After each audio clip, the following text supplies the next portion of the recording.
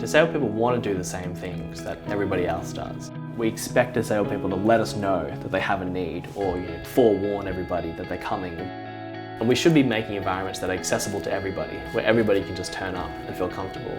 It's not just about step-free access or a ramp.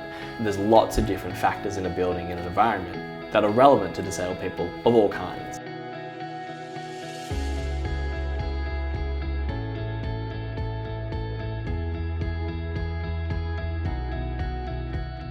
I haven't always been a wheelchair user. I had an accident playing football when I was 16.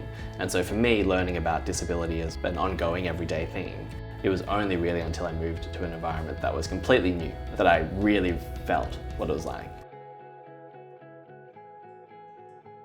So I was really fortunate to win a scholarship to go and study at Oxford.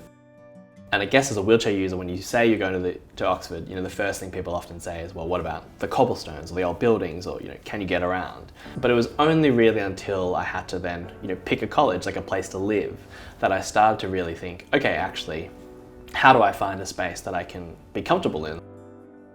I reached out to the University Disability Advisory Service and I asked them, out of interest, do you have suggestions? And their response was, unfortunately, we don't have this knowledge. If you want to find out, you can individually contact each of them. And so me and a few other disabled students set up this crowdsourced program called the Oxford Accessibility Project.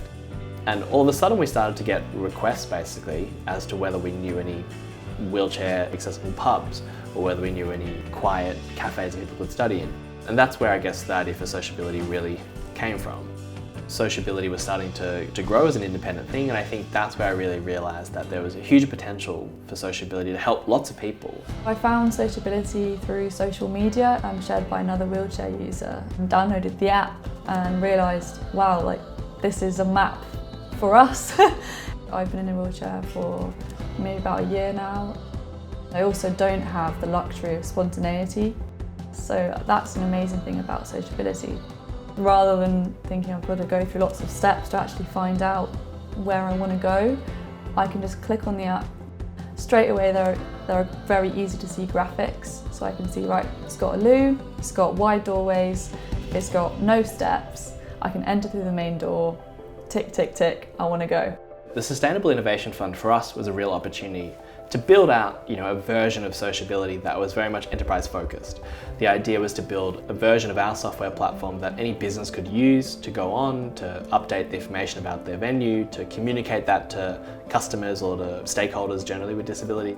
Since then we've been really fortunate to have started to win more and more enterprise contracts and are working with some really big names, one of which we're really excited about is Toyota. We wanted to make sure that, to start with, our facilities were more suitable for any kind of talent who wants to join us and work with us.